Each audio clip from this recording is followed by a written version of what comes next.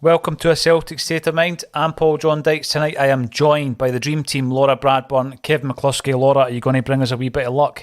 Kevin and I are having a horrible run in the Champions League so far.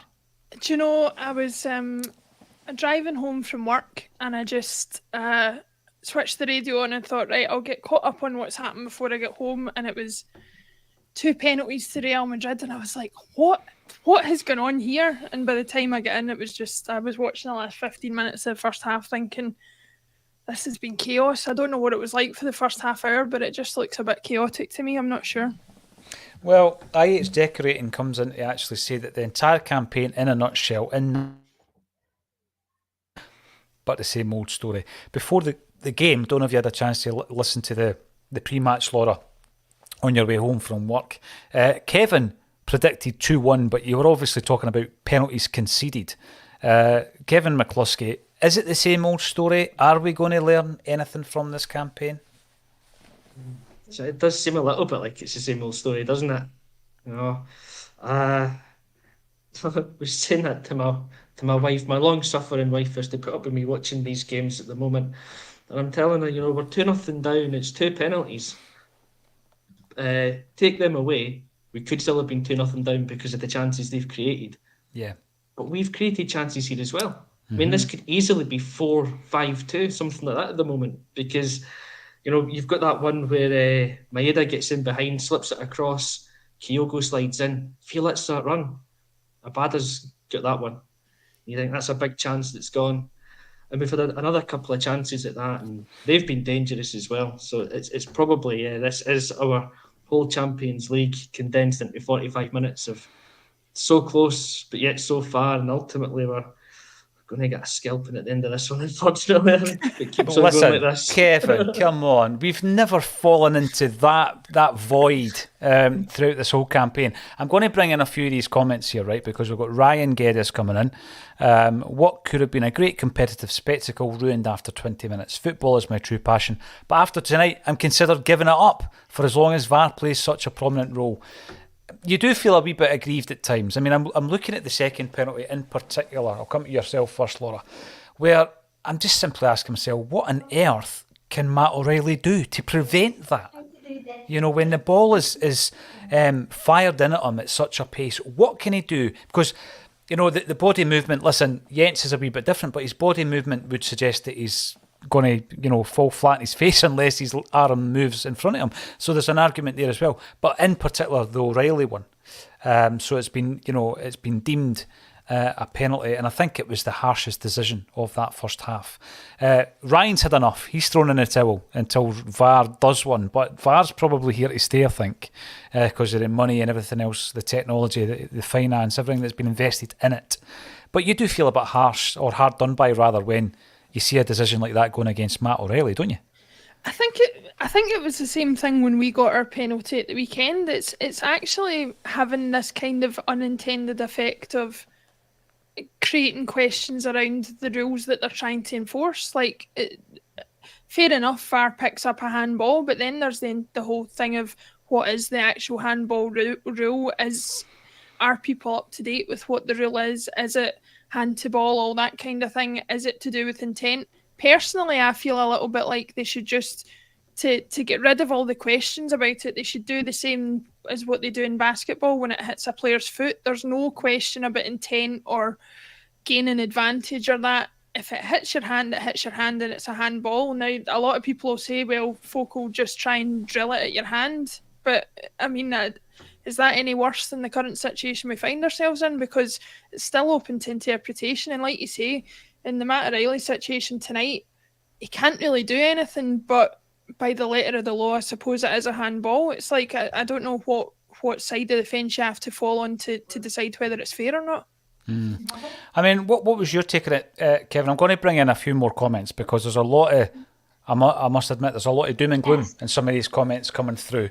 You do try your best to pull out as many positives as possible. I thought that when we win our own penalty, Juranovic, you would back him to score and pull us back into the game. But actually, when you look at the penalty, he's made it too easy for the keeper to save. It's a decent height for the goalie to save it. What positive can we take? Well, we've seen Abada skinning their left back and winning the penalty. And by the way, before that, I didn't think Abada was in the game. I thought that was him coming into the game at that point. What other positives would you take from that first half, Kevin? First of all, with the O'Reilly penalty, I think it's a very harsh call. And I think it's one of those ones, right, Laura's kind of spot on about it. It's how do you interpret the rule now? Because I think there's been so many interpretations and variations over the years that the three of us will probably give you three different views on what it is. But it's for me, it's how close the striker is to O'Reilly when he hits the shot. His arm, I don't know, is it in an unnatural position, but I think he's trying to turn his body. So his arm has to move with his body. Even that phrase makes me laugh. As long as it's attached to your body, your arm's in a natural position. So I'm just not sure where else he was meant to have his arm at that time, unless he's got it tied behind his back. So I think it's a very harsh one. For our penalty, and it is probably one of those things that gives you hope, or gave you hope at the time, that we could find a way back into the game, because we've done it a few times that we've managed it. I think with Hatate, so just to go to him, Hatate's been excellent today, going forward at least. He's made a few really good through forward passes. He set the one up when Maeda's put it across for Kyogo that I spoke about earlier. He's had a few other decent kind of probing passes, a couple of shots. There's been moments it's given you confidence that thinks, we're not completely out of this yet. And the penalty was definitely one. It's the first time Abada got the better of Mendy. And you think, again, that's just a confidence boosted moment for him, even if nothing comes of it in the end. He's got the beating of his man and he knows he can do it now. And Juranovic, you just think, he's the one man, the cool head. If you watch the Rodrigo when he's about to hit his, I think he looks quite nervous, and you think maybe Hart can pull this one off. You look at Juranovic and he just looked completely confident, and there's not a thought that he's missing it. No. And when you watch it back, it's actually a pretty poor penalty because it's nowhere near far enough into the corner, and it's just at that perfect height for a keeper to get. It's everything that kind of could have went wrong with it did, but there's those moments that. You've got to strip them all down and take everything an individual moment in the game and go, we've still created chances. We're 2-0 down, but we've still created chances. I've jokingly said there that we could get a scalping, but at the same time, let's be confident and go, if we finally manage to put one of those chances in the back of the net in the first 5-10 minutes of the half, who knows? Who knows? There's bound to be something in there that says we could come back and get a 2-2 out of this. Kevin, that's what I wanted to hear. That's what I wanted to hear. I mean, we've been giving it that throughout this Champions League campaign. Christopher Patterson. That's getting clipped up, Kevin, by the way, at full time. Oh, absolutely. I don't care. I'm going to... I'll become a meme. I don't really care. There's so many moments between me and Paul in this campaign that could be memed up. That's probably the least of them. You're right. We recently said farewell to a couple of the contributors, and my suggestion prior to us obviously now looking for a new videographer was that we would have a best bits, Big Brother style, Laura, where Amy Canavan's best bits and Tony Hargitay's best bits would be compiled, and I think you could probably compile quite a few for both of those two, but Kevin and I'm pretty sure in this campaign there's a few that could be put together. Christopher, between naive defending, missing penalty and not taking the other chances, it's no wonder we are out of Europe. What exactly have we learned in Europe this season? Well, what we have heard time and time again from Ange is how that he's going to stick to these principles, Laura, and trying to understand that from my perspective is that if we're going to learn anything, we need to do it on our terms. And I think that when you watch how Celtic have approached this game in the first half, we've stuck to our principles. We've not changed our game plan, and as Kevin says, we have managed to breach their backline a few times. There's been a few chances. Their keeper has had a busy first half. I remember 3 saves at least that he's made, and by the end of the game, even if it is, let's say, 3 or 4-0, if we have approached it in the way that Ange is going to continue to play, surely there is some learning from that. And now how much do you learn? How much do you learn from a 4-0 scalping? I don't know, but I think that what's important is we do stick to Angie's plan. It's not one of these rigid plans that isn't working as such. I mentioned Brendan Rodgers earlier on today, and I spoke about how it was pretty obvious that we were going to get picked apart by better sides. We're 2-0 down at half time, but I don't get the feeling that we're being embarrassed at this moment in time. What's your take on that? What are we going to learn? Yeah, well, it was funny because the commentator said something to that effect about the first half, and my response was like, how much can you learn from conceding 2 penalties? Like, I think of all the games so far in the Champions League, this half is probably the one you could learn the least from. I might be wrong in that sense, and somebody can say any lessons they think we've learned, but that's certainly my opinion on it. As far as the second half goes, Ange has said all along that he wants to play his own way, he wants to win matches, he wants to do all that kind of stuff. The only positive to take out the current situation is we've got no less to lose for this second half than we had at any other point in the group stage. We're not defending a Europa League place. We're not in a situation where we're going to end up with the worst record in the history of the Champions League group stage. We're not in a situation where there's anything to be defended or guarded against. We're totally free in this second half to say, right, no matter what happened before, let's give a good account of ourselves in the second half. And I hope that's the message that's getting portrayed to the players for the second half, is you've still got 45 minutes to play at the Bernabeu. You've still got a chance to put a show on. And anybody looking from the outside will say 2 penalties conceded against Real Madrid is awfully unfortunate, but they did well in the second half, and that's how I hope it finishes. Yeah, well, I hope it finishes 2 each. When you're looking at if I can jump in on that one, one lesson we have learned from that first half is that we can be brave in Madrid, because we've gone out at times and behind the ball we're going 4-5-1 and we're getting bodies back. But when we're going forward, if you notice, you've got Hatate becoming a second striker with the 2 wingers being wingers. We're playing with 4 up front at times. And you've maybe got O'Reilly or Moy trying to get in there as well. We're actually going and playing 4-5 up front at times in Madrid.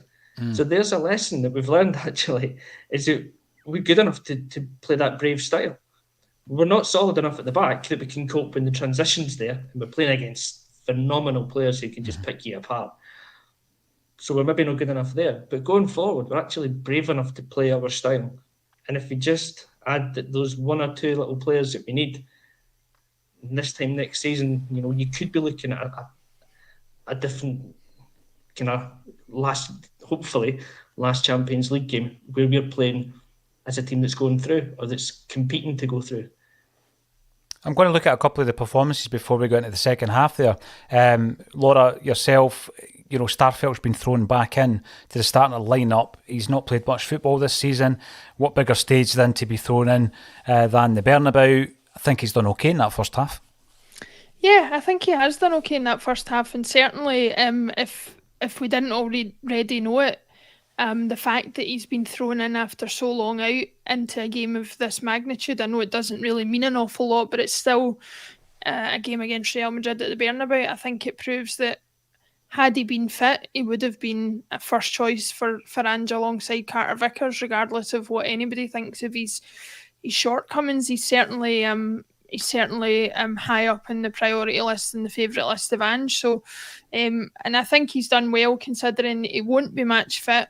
He'll be, a bit ring rusty after such a long period of time out. And as Kevin said, he's playing against, some of the best players in the world. So, no better way to test yourself. And hopefully this kick-starts the rest of his season, because it really has been an unfortunate time for him the past couple of months.